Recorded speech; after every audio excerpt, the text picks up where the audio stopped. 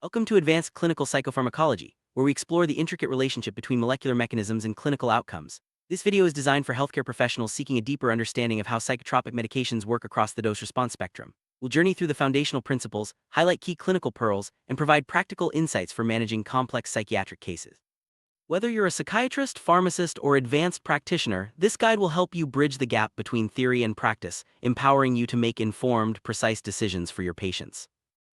Before we dive in, it's important to note that this material is intended as an advanced educational resource for licensed healthcare professionals. The information presented synthesizes established pharmacological data and clinical guidelines, but the organization and framework are original to Dr. Hozayfa Hammam. Remember, this guide is meant to supplement, not replace, your clinical judgment.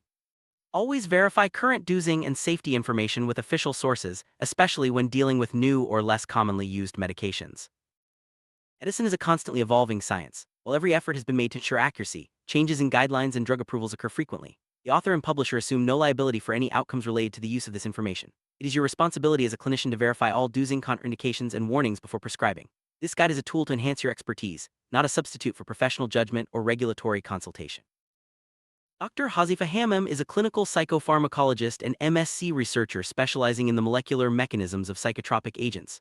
His expertise bridges basic neuroscience and bedside prescribing, focusing on pharmacokinetics, receptor dynamics, and complex drug-drug interactions. Dr. Hammam's approach equips advanced practitioners with the precision needed to manage treatment-resistant and complex psychiatric cases, ensuring that science translates effectively into clinical care. As mental health professionals, you master the art of diagnosis and therapeutic relationships. Dr. Hammam's role is to focus on the molecular underpinnings, the receptor binding, transporter kinetics, and metabolic pathways that drive clinical outcomes. Psychotropic drugs are not blunt tools. Their effects shift dramatically with dose. Understanding these nuances is key to moving beyond heuristics and achieving true pharmacological precision in challenging cases. Core concept of this guide is the dose-response spectrum. Drugs can act very differently at low, moderate, and high doses, sometimes even switching mechanisms entirely. For example, a medication might be sedating at one dose and activating at another. This dynamic approach moves beyond static textbook lists, providing you with a real-time understanding of how to tailor treatment to each patient's unique needs. For years, the monoamine hypothesis suggested that depression was simply a deficiency of serotonin, norepinephrine, or dopamine. However, clinical experience shows that while neurotransmitter levels rise quickly, therapeutic effects take weeks. Modern understanding recognizes that antidepressants trigger downstream neuroplastic changes, such as increased BDNF expression and restored synaptic connectivity, especially in the hippocampus and prefrontal cortex. This deeper perspective informs more effective treatment strategies. Not all SSRIs are created equal. The art of psychopharmacology lies in understanding each drug's secondary pharmacological profile. For instance, a patient with melancholic depression may benefit from the noradrenergic boost of an SNRI at higher doses, while an anxious patient might need the sedative effects of low-dose mirtazapine. By mastering these nuances, clinicians can move beyond trial and error and select the right molecular key for each clinical lock. Understanding how antidepressant effects shift across the dosing range is crucial. For example, Venlafaxine acts as a pure SSRI at low doses, but engages norepinephrine transporters at higher doses. Mirtazapine's sedative antihistamine effects dominate at low doses, while noradrenergic activation appears at higher doses. Eupropion and high-dose sertraline can target dopamine pathways, addressing symptoms like anhedonia and fatigue.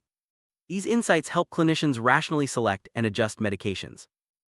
Let's visualize the dose-response spectrum for antidepressants. These tables and charts illustrate how different classes, SSRIs, SNRIs, NDRIs, NSSAs, TCAs, MAOIs, and novel agents, shift their primary and secondary effects as the dose increases.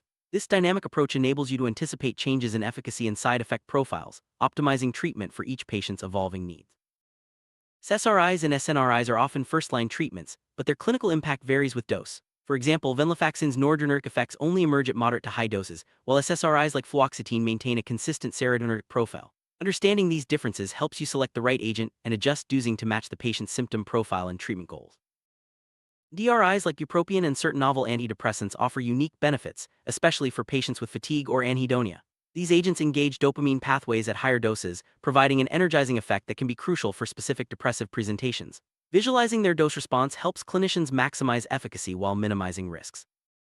Tricyclic antidepressants, TCAs, monoamine oxidase inhibitors, MAOIs, and noradrenergic and specific serotonergic antidepressants, NSSAs, each have distinct dose-response characteristics. TCAs and MAOIs require careful titration and monitoring due to their side effect profiles and potential for toxicity. NSSAs like mirtazapine demonstrate the paradox of being more sedating at lower doses. These nuances are critical for safe and effective prescribing.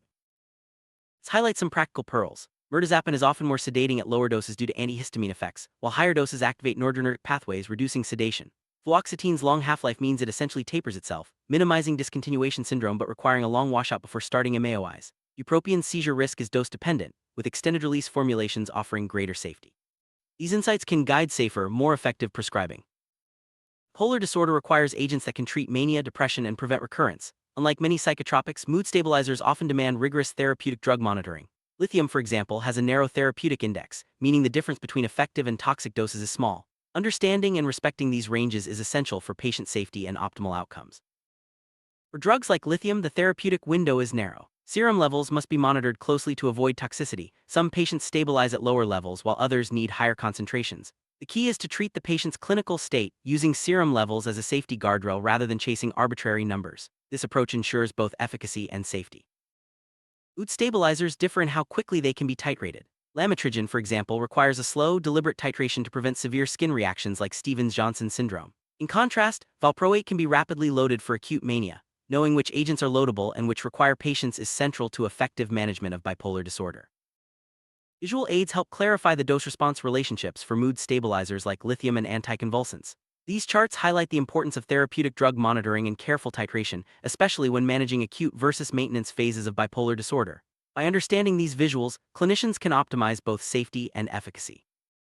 Amitriptyline is best for maintenance and prevention of bipolar depression, not for acute mania due to its slow titration schedule. Never rush the process, use other agents for acute control.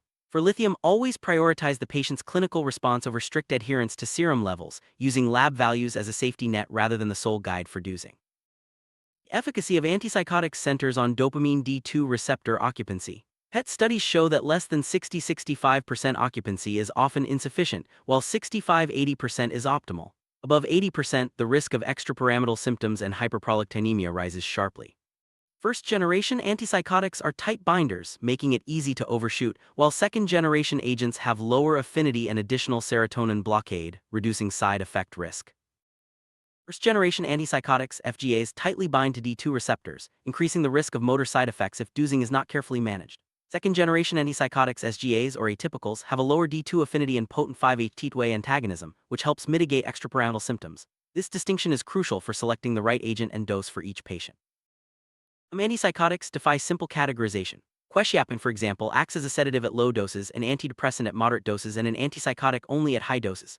Clozapine, the gold standard for treatment-resistant schizophrenia, has a unique profile affecting multiple neurotransmitter systems beyond D2. Recognizing these exceptions is vital for nuanced clinical care. Dose-response charts for antipsychotics illustrate how efficacy and side effects shift with increasing doses. These visuals help clinicians stay within the therapeutic window, balancing symptom control with the risk of extrapyramidal symptoms and metabolic side effects. Mastering these relationships is essential for safe, effective antipsychotic prescribing. Expanded spectrum of antipsychotic agents includes high-potency SGAs, partial agonists, and metabolic agents. Each has a unique dose-response profile, affecting both efficacy and side effect risk. Understanding these differences allows clinicians to tailor treatment to individual patient needs, especially in complex or treatment-resistant cases. Common pitfall is misdiagnosing antipsychotic-induced akathisia as worsening agitation or anxiety. Increasing the dose in these cases can worsen symptoms. Always consider akathisia if a patient reports inner restlessness after starting a high-potency D2 blocker. Additionally, be aware of the interaction between clozapine and smoking. Changes in smoking status can dramatically alter clozapine levels, requiring dose adjustments to avoid relapse or toxicity. Anxiolytic medications help modulate the brain's balance between inhibition and arousal. Benzodiazepines provide rapid relief by enhancing GABAergic inhibition, but their potential for dependence and cognitive side effects limits long-term use. Alternative agents like pregabalin and gabapentin offer slower non-HAP-forming options by reducing excitatory neurotransmitter release, providing a safer approach for chronic anxiety management. Anxiety disorders often stem from an imbalance between inhibitory GABA and excitatory glutamate tone. Benzodiazepines act quickly at GABA receptors, while gabapentinoids modulate calcium channels to reduce glutamate release. This distinction is important for choosing the right agent, especially when considering long-term safety and the risk of dependence. ADHD, the prefrontal cortex struggles to filter noise from signal. Stimulants like methylphenidate and amphetamines enhance norepinephrine and dopamine signaling, improving attention and executive function. Non-stimulants such as guanfacine take a subtler approach, strengthening prefrontal connectivity without widespread arousal. Understanding these mechanisms helps clinicians tailor ADHD treatment to each patient's needs. Dose-response visuals for anxiolytics, ADHD medications, and wakefulness agents clarify how their effects and side effect profiles shift with increasing doses. These charts are invaluable for clinicians seeking to optimize symptom control while minimizing risks, especially in sensitive populations or those with comorbidities. Wakefulness-promoting agents such as modafinil are used to address excessive daytime sleepiness and certain attention disorders. Their mechanisms differ from traditional stimulants, often acting on unique neurotransmitter systems. Understanding their dose-response characteristics helps clinicians maximize benefits while minimizing the risk of overstimulation or side effects. Benzodiazepines are necessary for older adults or those with liver disease. Remember the LOT rule: lorazepam, oxazepam, and temazepam. These agents are metabolized via glucuronidation, which remains relatively intact with age and liver impairment, reducing the risk of accumulation and adverse effects compared to other benzodiazepines. Psychiatry is entering a new era, moving beyond traditional monoaminergic targets. Agents that modulate glutamate via NMDA receptors such as ketamine and esketamine offer rapid neuroplasticity and hope for treatment-resistant depression. The first oral neurosteroid, zuranolone, resets GABAergic tone in postpartum depression. These innovations are reshaping clinical practice. Modern psychiatry increasingly incorporates evidence-based adjuncts. Agents like L-methylfolate and EPA-rich omega-3 fatty acids are recognized in major guidelines as first-line augmenting agents. Other compounds, such as N-acetylcysteine for compulsive disorders or regional nootropics, are presented with their mechanisms to inform comprehensive care. This integrative approach broadens therapeutic options for complex cases. Rapid-acting agents like ketamine and esketamine have transformed the treatment landscape for depression, offering relief within days rather than weeks. These drugs act on the glutamate system, triggering neuroplastic changes that can be life-changing for patients with treatment-resistant depression. Understanding their dose response is key to maximizing benefit and minimizing risk. Novel oral agents, such as zuranolone, represent a new class of treatments targeting neurosteroid pathways. These medications offer new hope for conditions like postpartum depression, acting rapidly and with unique mechanisms. Their integration into clinical practice requires careful attention to dosing and patient selection. Medications for substance use disorders, SUD, and cognitive enhancers are increasingly important in psychiatric practice. These agents, including regional nootropics, offer targeted benefits for specific patient populations. Understanding their dose-response profiles helps clinicians integrate them safely and effectively into comprehensive treatment plans. Every psychotropic medication carries the risk of side effects. Understanding the pharmacological antidotes and dose-response relationships for these adverse effects is essential. By anticipating and managing side effects proactively, clinicians can improve adherence and outcomes, ensuring that patients receive the full benefit of their treatment. Treating psychiatric conditions during pregnancy requires special consideration. The risks and benefits of each medication must be weighed carefully, with attention to both maternal and fetal health. Understanding pharmacokinetics, placental transfer, and teratogenicity is crucial for safe prescribing in this population. Geriatric psychopharmacology presents unique challenges due to age-related changes in metabolism, increased sensitivity to side effects, and polypharmacy. Dose adjustments, careful monitoring, and selection of safer agents are essential for minimizing risks and maximizing therapeutic benefit in older adults. Appendix A provides an international reference for brand names of psychotropic medications. This resource helps clinicians navigate global prescribing practices and ensures accurate communication across healthcare systems. Appendix B details the cytochrome P450 metabolic pathways, which are critical for understanding drug-drug interactions and individualizing treatment. Mastery of these pathways allows clinicians to anticipate interactions and adjust dosing for optimal safety and efficacy.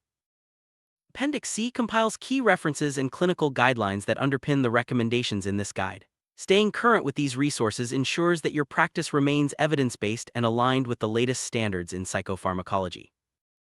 Advanced clinical psychopharmacology is about more than memorizing drug lists. It's about understanding the dynamic interplay between molecular mechanisms and clinical outcomes, tailoring treatment to each patient's unique needs, and staying vigilant for new developments. By mastering the dose-response spectrum, you can provide safer, more effective care for even the most complex psychiatric cases. Psychopharmacology is a rapidly evolving field. New agents, mechanisms, and evidence continue to emerge, challenging clinicians to stay informed and adaptable. Embrace lifelong learning and collaboration with colleagues to ensure your practice remains at the forefront of psychiatric care. Thank you for joining this journey through advanced clinical psychopharmacology. By integrating molecular insights with clinical expertise, you can navigate the dose-response spectrum with confidence. Remember, the ultimate goal is to provide precise, compassionate care that transforms lives. Stay curious, stay informed, and continue making a difference in the field of mental health.